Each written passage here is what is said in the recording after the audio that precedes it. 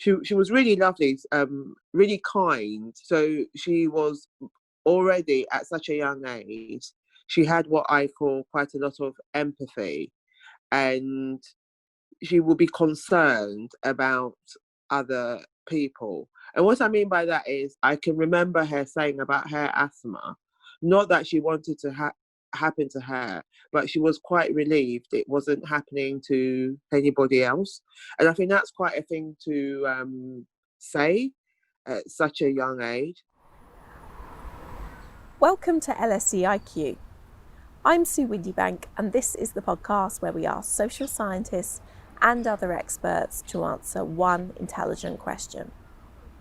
You've just heard the words of Rosamundadoo-Kissi-Debrah, co-founder of the Ella Robertadied Family Foundation, which she set up after the death of her daughter in 2013. A previously active little girl, Ella died at just age 9 from a rare and severe form of asthma. The foundation named after her aims to improve the lives of children affected by asthma in South East London by campaigning for better treatment of the condition and for clean air. Her mum still lives along the road that I'm standing on, the busy South Circular, a pollution hotspot which forms part of a major ring road around London. I live along this road too, and like Ella, I have asthma. Although mine is under control, sometimes I find myself gasping for air, and I wonder about the impact the road outside my house is having on my health. There is growing awareness and mounting evidence of the impact that air pollution is having on all of us, including perhaps making us more susceptible to COVID-19. In this episode of LSE IQ, I ask, how can we tackle air pollution?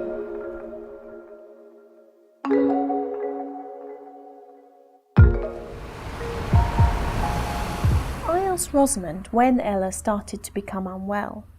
She told me that the first signs appeared on a trip to the Monument, a historic London landmark with 311 steps to its top. It may have been a bit longer, but when it first manifested itself to us was during the half term in October. I think where we went for the half term, the Monument, and I think we can admit that even fit and able people might struggle to climb that. And as she began to climb it, she sort of said she was struggling. But because she had a cold, you can imagine what I first thought. I thought that's why she was saying what she was saying, but not really. That really was the beginning of the end, really, because she had moments in 2012 of being well during the Olympics. And you kind of got this really great feeling because she was feeling well, and we suddenly thought, oh my God, is this it? And then unfortunately, September of 2012, she became ill again. So she never really 101% ever recovered, no. She used to have these, when I say dramatic seizures, what I mean by that is if she had had one on the street and nobody was there, they might have assumed she had epilepsy. And this would always start off with a cough. So Ella wouldn't just walk around and have a seizure, no. She would always have these sort of this coughing fit, as we call it. So if you imagine a smoker who smoked for years and they have a continuous cough, that's what it was like. So that was always a sign that, she's about to have. But it wouldn't always end in that. It would sometimes resolve itself. But they were very, very unpleasant. On February 15, 2013, Ella was looking forward to going to her primary school disco the next evening and choosing her outfit. Tragically, a few hours later, she suffered an acute asthma attack which took her life. What led you to believe that Ella's death was related to air pollution? I didn't. She was incredibly fit and healthy, and she became so chronically ill to the point she was on the other extreme. My instincts as a mother and, I don't know, my intuition told me there had to be an explanation. I think if your child is born with a disability, then that's different. Yes, it is a struggle. But if you have a very healthy child and suddenly they become ill, I couldn't really accept that there was no reason. There had to be a reason. You've campaigned for and you've been successful in getting a new inquest opened into Ella's death. What do you hope this will achieve? I think to have something listed officially on a death certificate becomes even more real, if you see what I mean.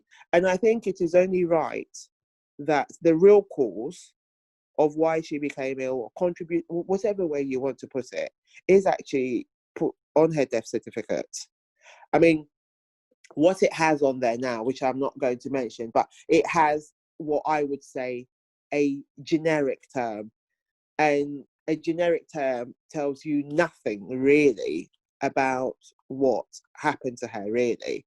And I think I was very, very, shocked to find out that, okay, although it's never been listed on anyone's death certificate, but 7 million people die each year, both indoor and outdoor, I might stress, due to air pollution. Pollution has become a silent killer, stalking people outside and even inside their homes.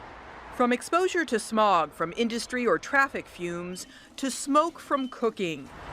The World Health Organization says 7 million people die from air pollution every year. This World Health Organization figure is an estimate of how many people die prematurely every year from outdoor and indoor pollution worldwide.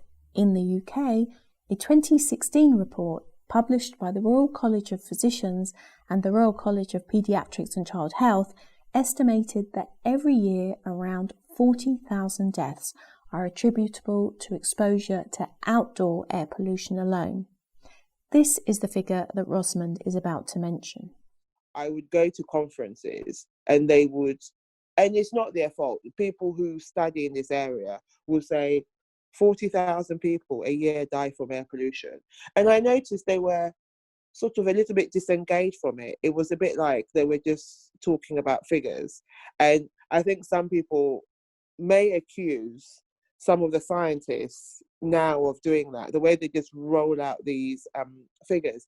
And I think for me, who had been through what I went through, I just couldn't believe it. They just mentioned 40,000 like they were mentioning the number 4.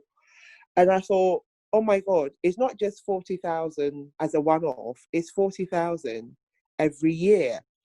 And that is a lot of people. The government agency Public Health England has called air pollution the biggest environmental threat to health in the UK. But what is air pollution exactly?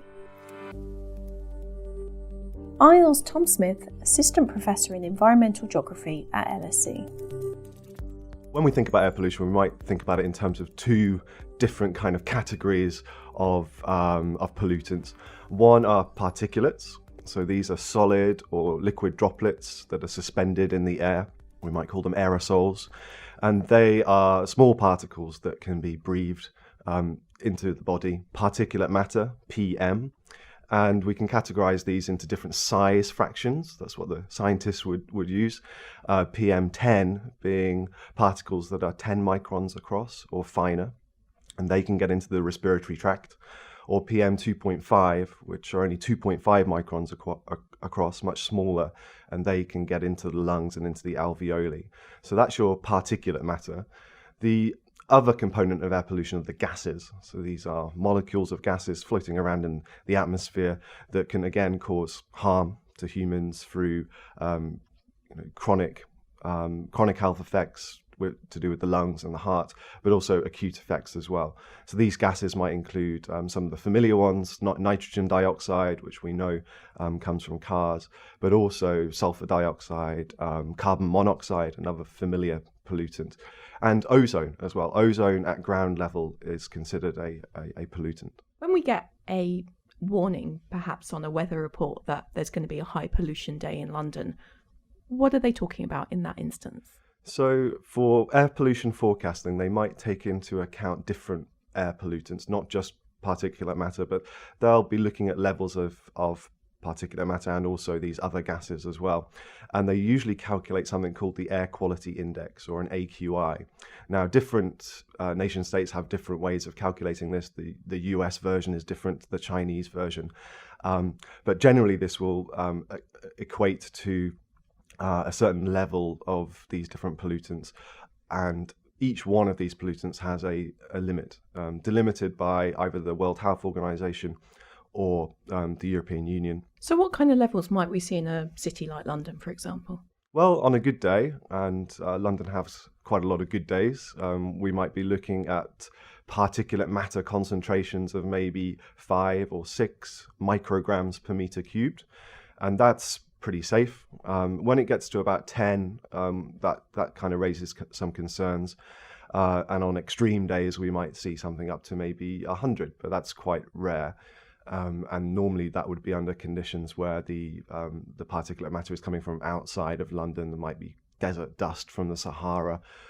Sometimes we even have episodes where there's smoke coming from fires in Canada, for example. London might experience an AQI of above 100 on a few occasions a year, maybe once every couple of years, for some of these pollutants. But in cities like Delhi, for example, frequently experiencing very high pollution episodes that affect the whole population. Often these pollution episodes are associated with very different sources of air pollution to what we have in London. Generally, London's pollution comes from routine sources such as traffic mostly, whereas some of the other cities across the planet have these seasonal episodes associated with other forms of air pollution, such as pollution from fires on agricultural land or deforestation fires upwind of the cities. What kind of impacts does air pollution have on people? So the most immediate impact is on the population who have pre-existing conditions, particularly lung conditions or respiratory problems, people with asthma. They're normally the first people to really feel the effects of a bad air pollution episode. Beyond the kind of acute effects on people with pre-existing conditions, there are the longer-term exposure impacts, the chronic impacts of air pollution. This includes the more obvious ones, such as lung cancer, but other problems include pulmonary disease, heart-related problems that are associated with longer-term exposure to these gases and particulates. Alongside its debilitating impact on health, air pollution has been shown to have more insidious effects. Dr. Sefi Roth, Assistant Professor of Environmental Economics at LSE, has done research looking at some of these impacts. You've done some research on how air pollution is related to poorer performance by students taking exams. What did you do and what did you find? So I did several studies on the link between air pollution and education. The first study is a joint work with Avi Ebenstein and Victor Lavie, where we examined the effect of exposure to ambient pollution, PM 2.5 to be more specific, on student performance in standardized exams in Israel. Now, the big challenge was to ensure that our estimate in this study, the link that we find, is indeed causal and not just correlation.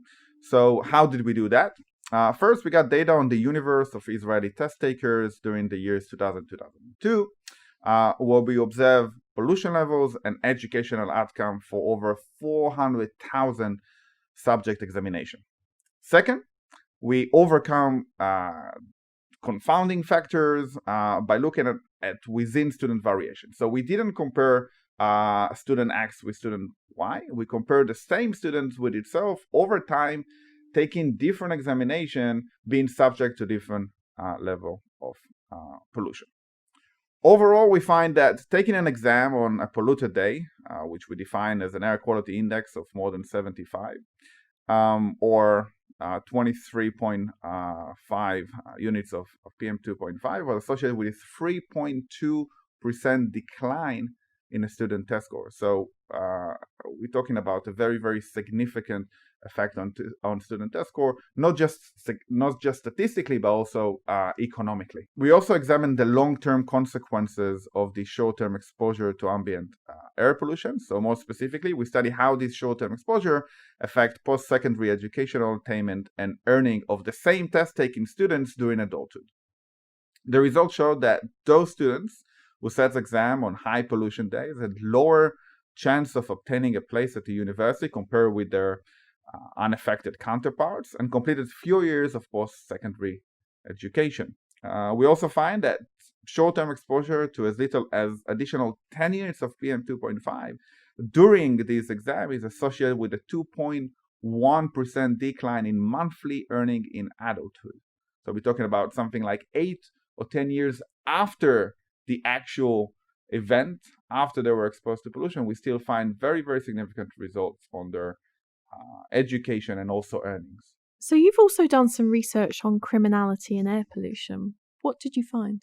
So in another study, we also examined the link between air pollution and crime. We did it actually here in London, and we found that there is a strong positive causal relationship between the two.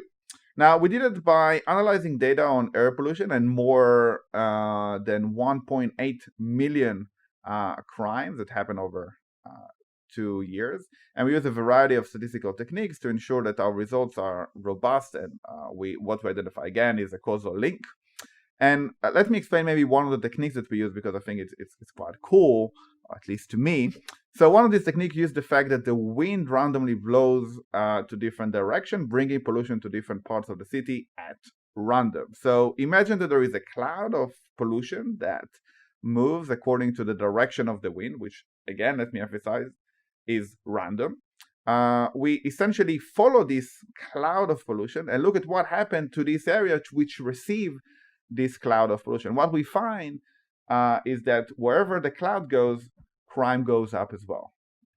So we use this kind of random assignment almost that being induced by the wind direction in our favor to test whether air pollution causally affect crime, and we find this is indeed the case. We find that air quality index of 35, which is not very high, lead to 3.7% more crimes in the areas that are affected, which is similar to the effect of 10% decrease in police activity, according to another study that also happened in London. So we're talking about a very, very significant increase in crime as a result of not very high level of pollution. Did it have an impact on certain types of crime? So we find that air pollution affects a variety of crimes. Some of them are violent crime or even sexual crime.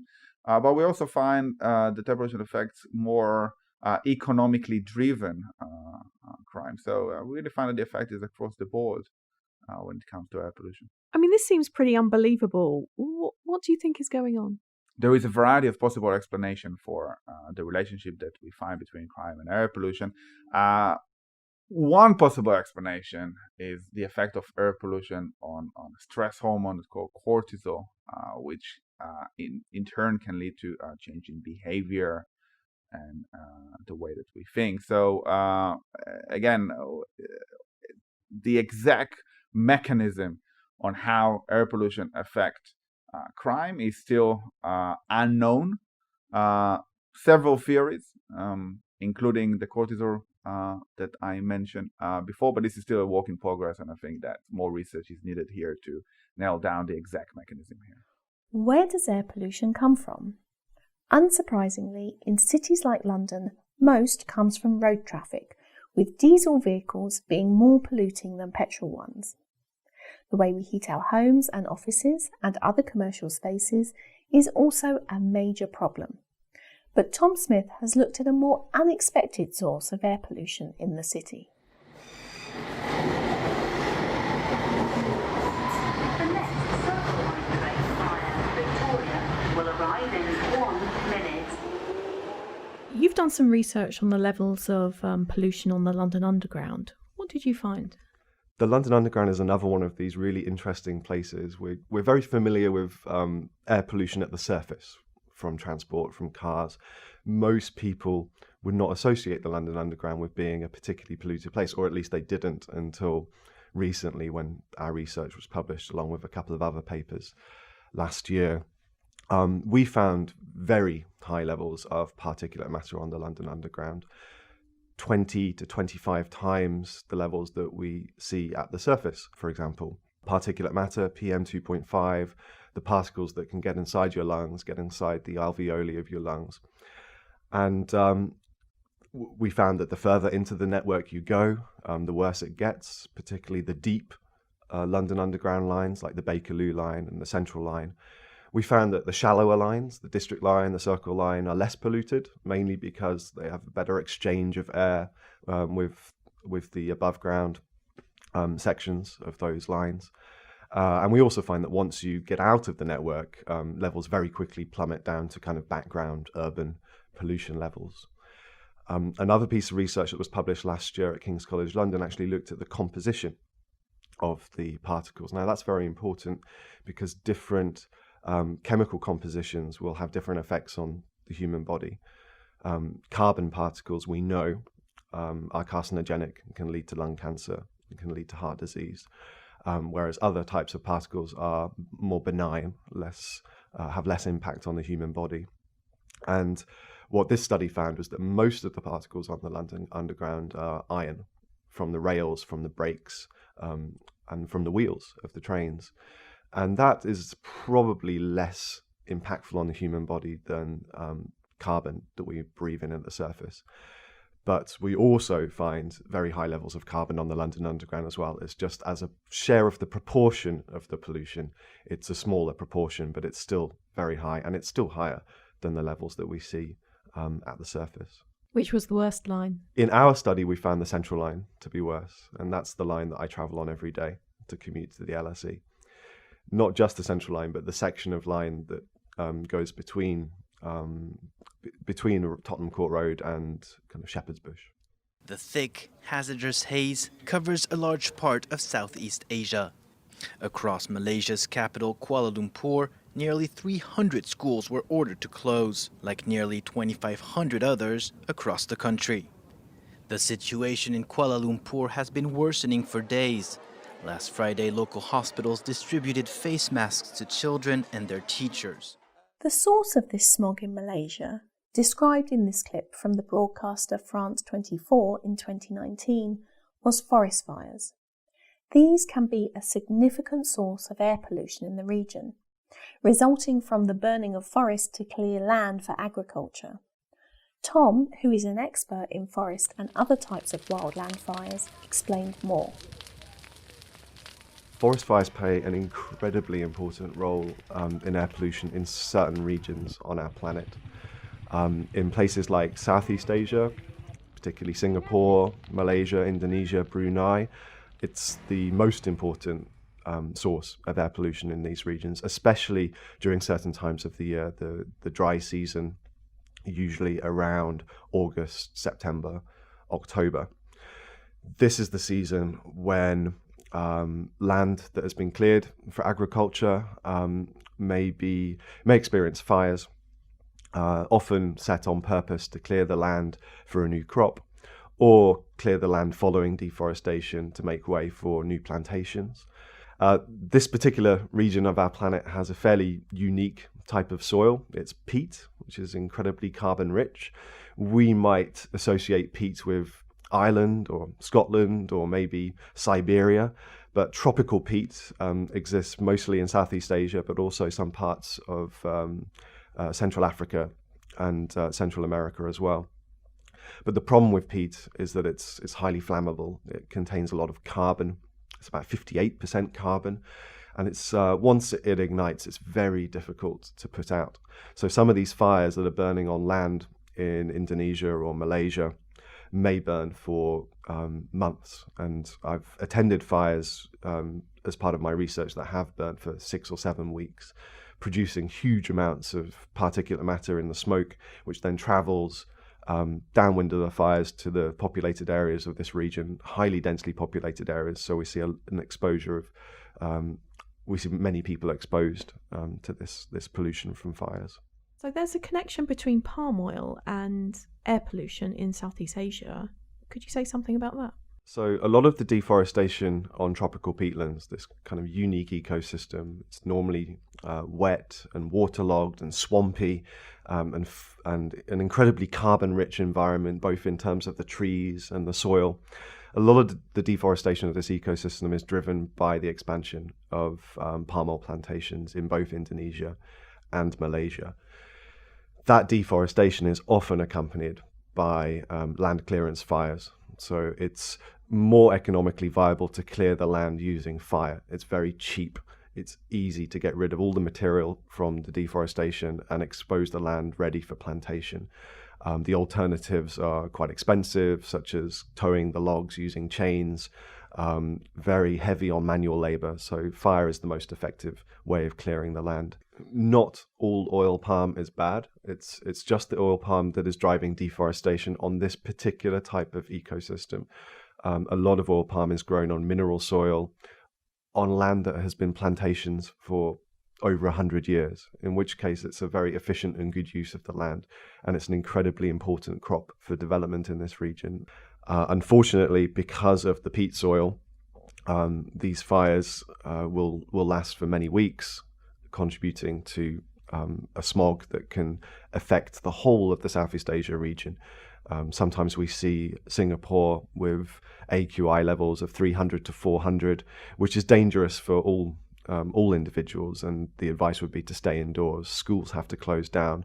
Occasionally the airport is affected by this air pollution as well.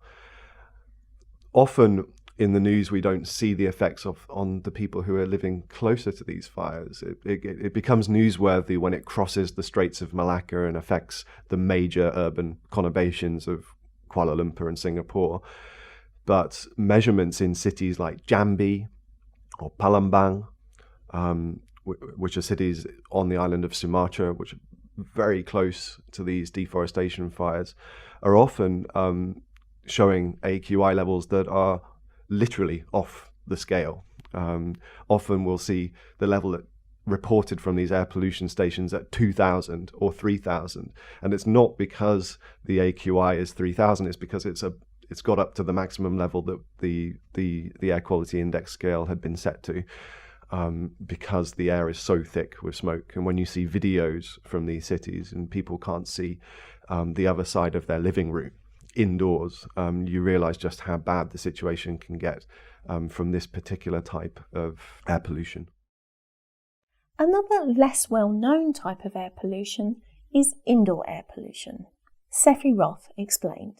According to several studies, we spend approximately 90% of our time indoor, so we should really care about the air quality in our homes, offices, schools, and all the indoor environments that we tend to spend time in. Now, the important thing is that indoor air pollution is not only a byproduct of ambient air pollution, the pollution outside. There are many sources of indoor pollution, including things like cooking stove, smoking, and substances of natural origin, such as radon. In fact, indoor air pollution is sometimes the concentration are much higher than pollution outdoors. So things like candles, for example, this is another source of indoor air pollution.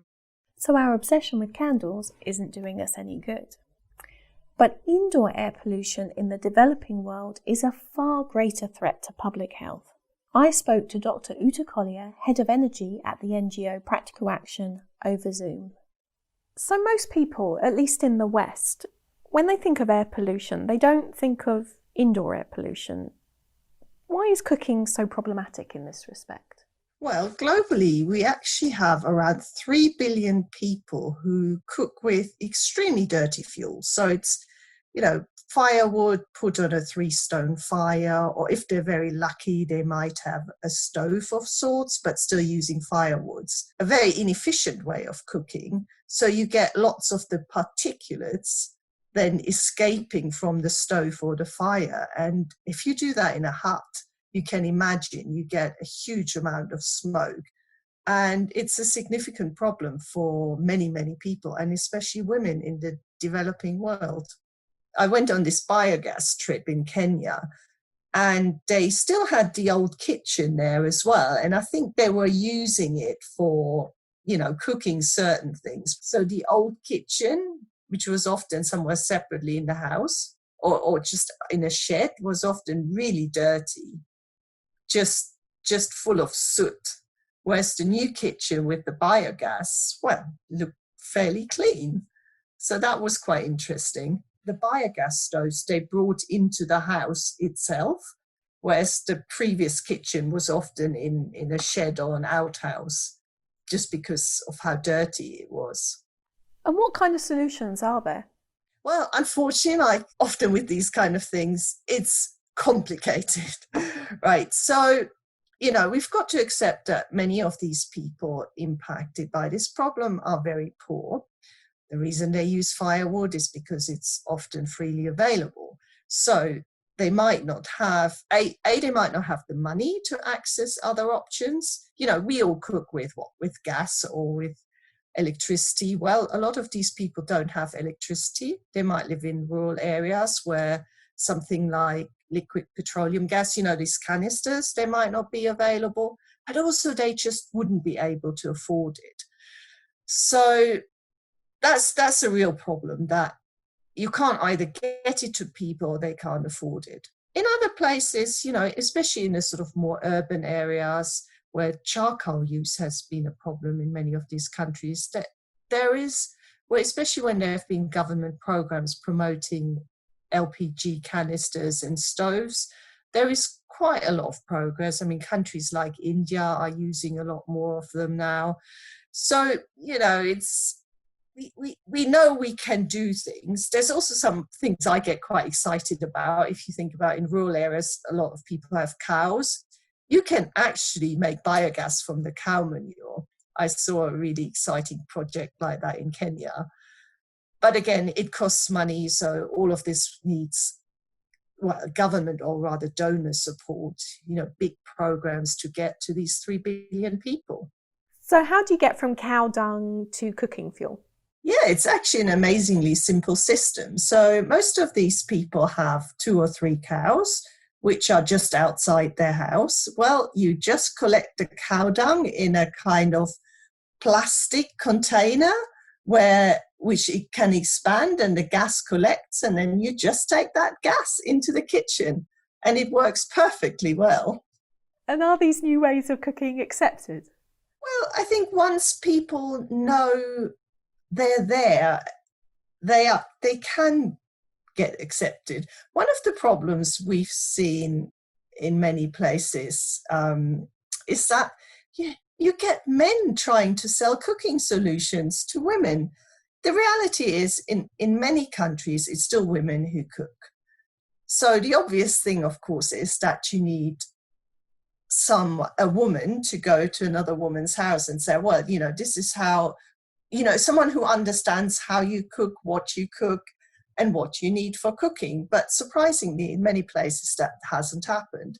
So at Practical Action, we've got several programs working with women energy entrepreneurs in Kenya, but also in Nepal, where we help them build their businesses, and they can then go out to these villages and actually talk to the women and understand their needs. And that seems to be working really well.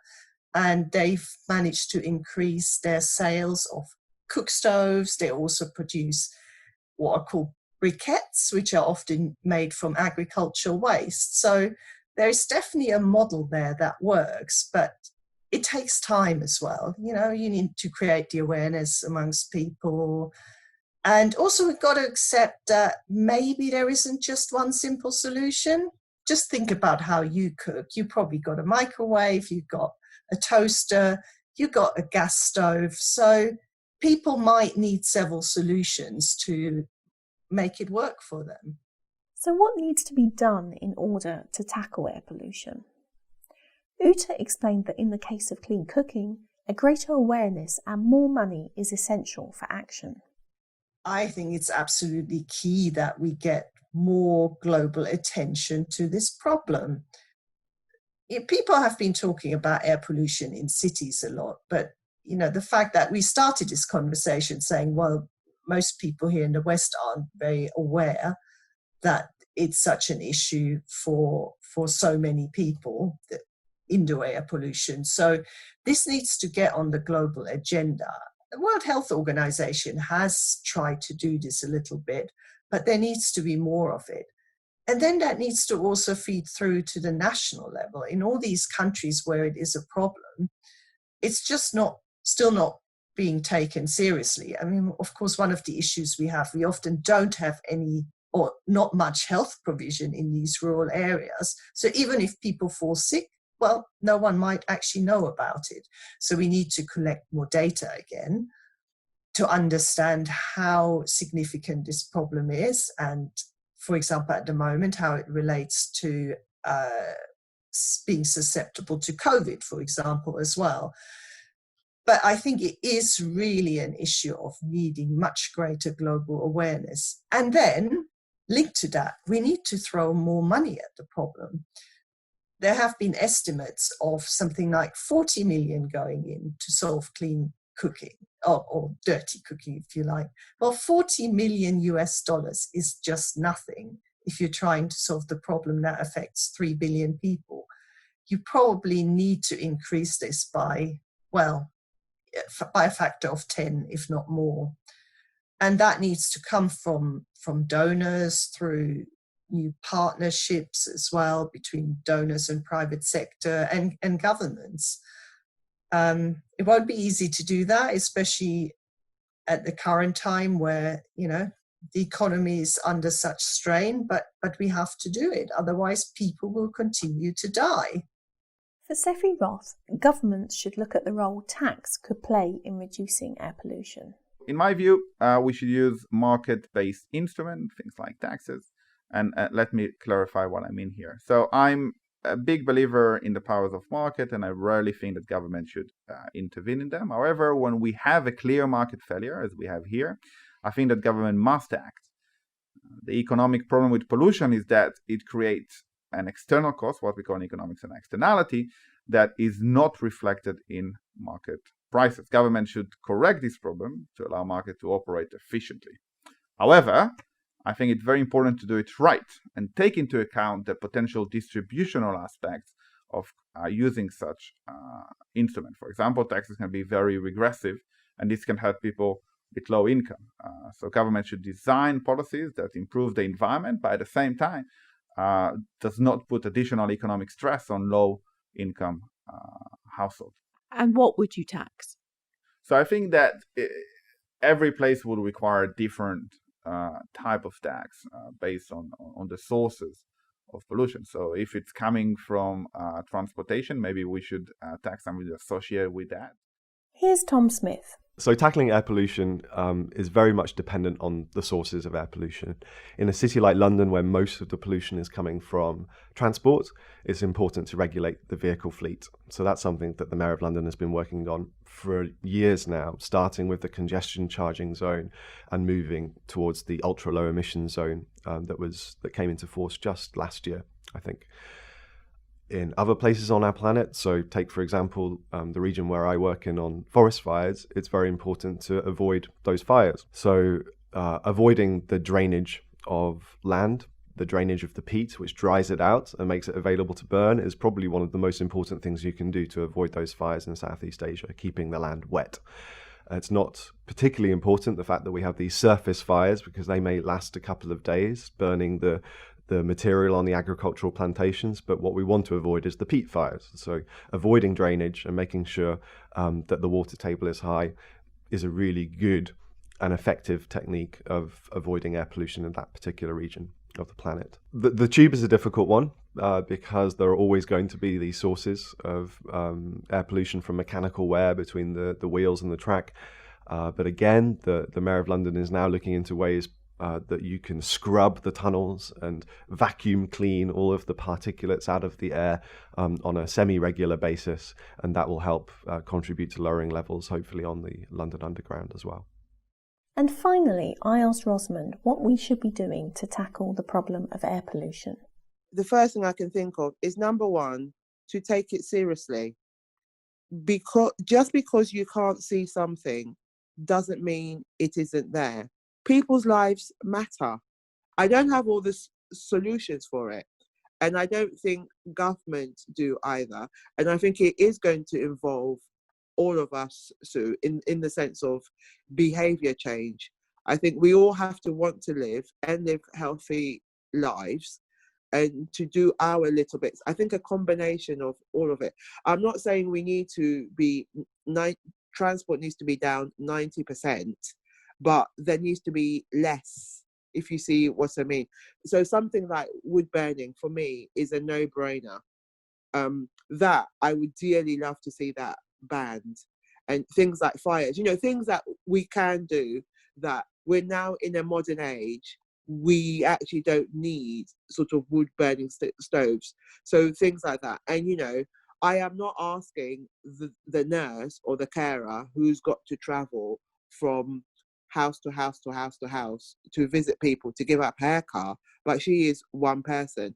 There are many of us that do short journeys that are unnecessary. We could probably rethink again. So it's about some of us giving up some of the things we like. And lockdown has showed me that when we have to give up certain things, we do it, Sue. Before, I thought there's no way we would give up, but I have to look on the positives. So we do have to give up some of the things we like in order for the air to be cleaner. Let's see what the future holds. But I hope the air quality community, we are able to show the public the relationship between COVID-19 and air pollution. And it's always about getting the message out, not frightening people, but explaining to people. There's no point you and I having a good understanding and keeping the information to ourselves. Yeah, because, I mean, what parents, and I mean that in inverted commas, doesn't care about the health of their child? We all do. So, of course, they will, and if it's affecting cognitive development, 1.1 million children in this country have asthma. That's not what parents sign up for. So, yeah, it's getting it out there. But we're so busy, Sue. And I think now we've all had to, now would have been a great time to do an air pollution campaign. And of course, for Rosamund, tackling air pollution is not just a campaign, it's a deeply personal issue. A report by Professor Stephen Holgate, an expert on asthma and air pollution, found that air pollution exceeded EU limits throughout Ella's illness. It said that there was a real prospect that without unlawful levels of air pollution, Ella would not have died. I asked Rosamund if there was any comfort in understanding the role that air pollution played in her daughter's death.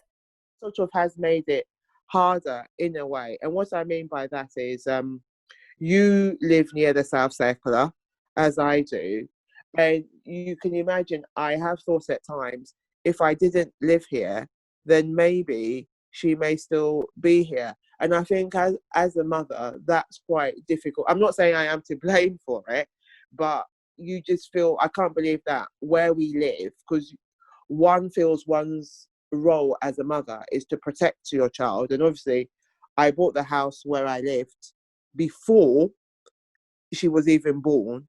And I like the area which I live on. And I do at times struggle that where I live, ultimately, if I'm being honest, contributed hugely to her not being here. That's quite hard to take.